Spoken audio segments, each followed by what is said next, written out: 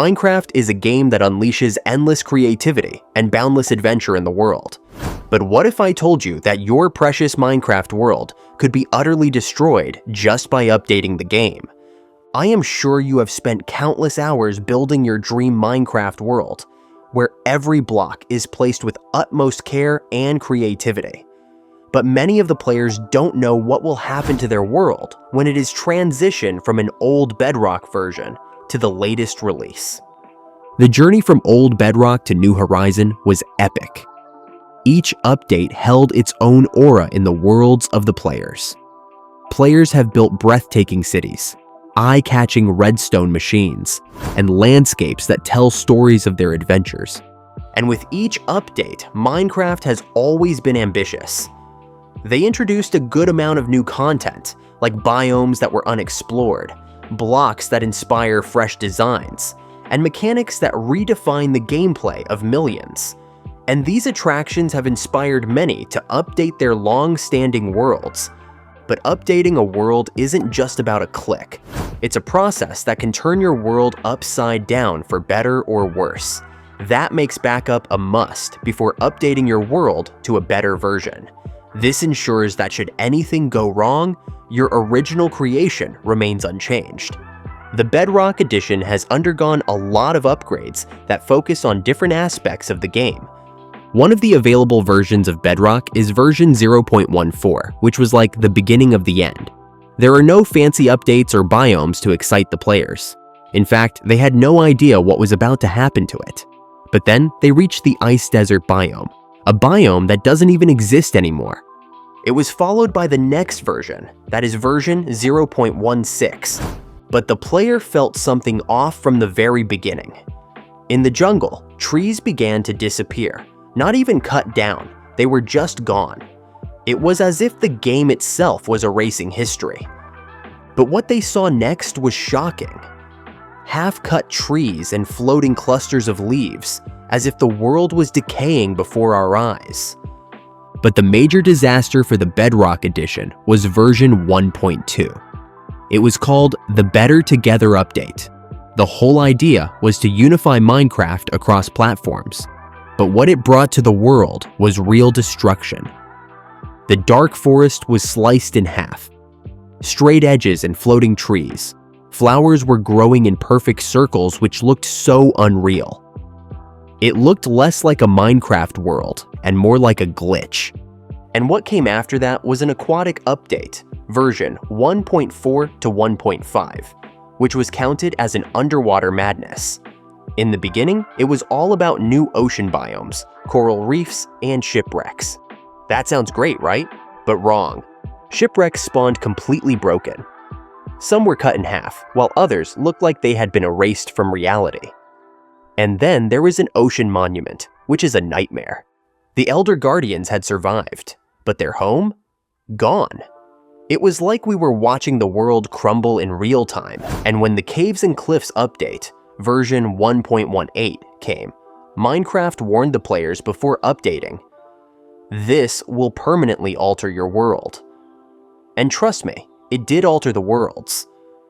And that madness included ice lakes and swamps, jungle biomes turning into bamboo forests, and villages that were literally cut in half. The entire mountain ranges were sliced at some point. It was like the world had been ripped apart and stitched together by someone who didn't know what they were doing. The Wild Update, version 1.19, was nothing different. Even the players lost hope after that. What we saw next was beyond repair. Entire ice biomes were deleted. Perfect square holes where glaciers once stood were completely gone. It was now just an empty barren land. And the most terrifying sight was the pillager outpost that didn't exist anymore. Only its banners and targets were left floating like a haunted memory pitching the players. And what came after that was the final horror. That is where the irreversible damage happened. What shocked me the most was the endless frozen ocean that was completely out of place, trapped in a mushroom island prison. It was as if the game had given up on logic for real, but the horror didn't stop there. There was something even stranger.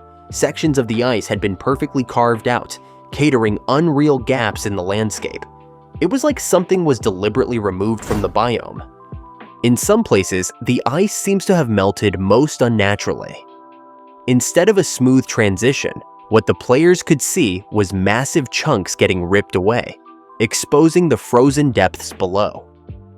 Villages that once thrived near the water had been swallowed by ice, their buildings now half buried in glaciers. Some houses were cut perfectly in half. It was like there's no going back at all.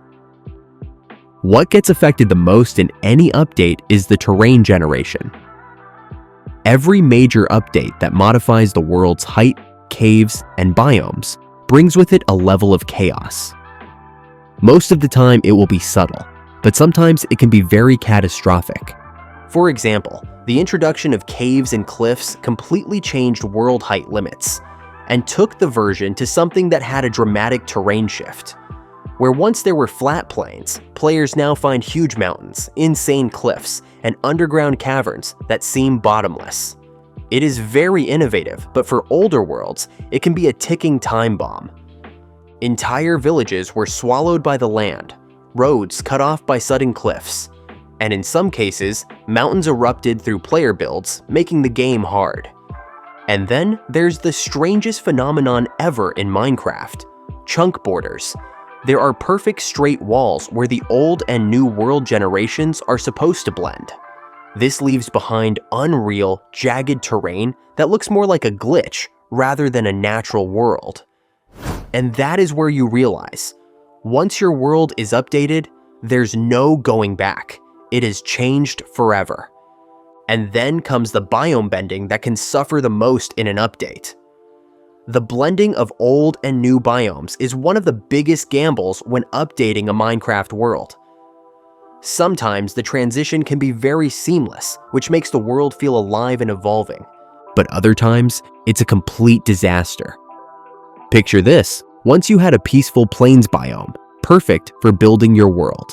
And after an update, there is a huge mountain standing at the core of your village where there was a beautiful river before. That can shatter your dreams for once and all.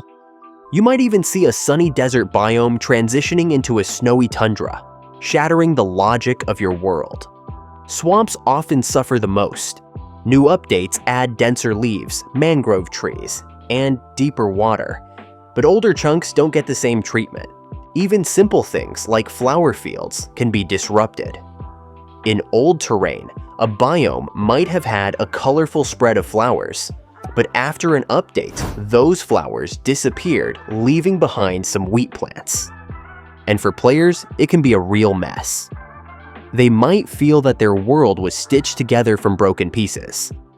It might feel like the update rewrote the entire DNA of your world. Structures are the heart and soul of your world. You keep each block with utmost precision and care, but after an update, everything can change.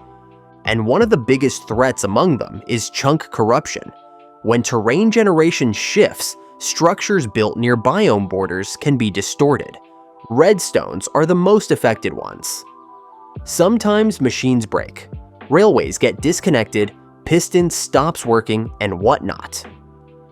An update that modifies redstone mechanics can turn your once perfect farm into an absolute mess. And then there are block changes that might seem minor, but it can completely ruin the carefully designed aesthetics of your world. Picture a medieval village where the stone bricks suddenly look too modern. Kinda weird, right? For builders, an update can feel like watching years of effort crumble in an instant. You can try to fix things, but some changes? Sorry to say this, but they're permanent. Entities bring life to your Minecraft world.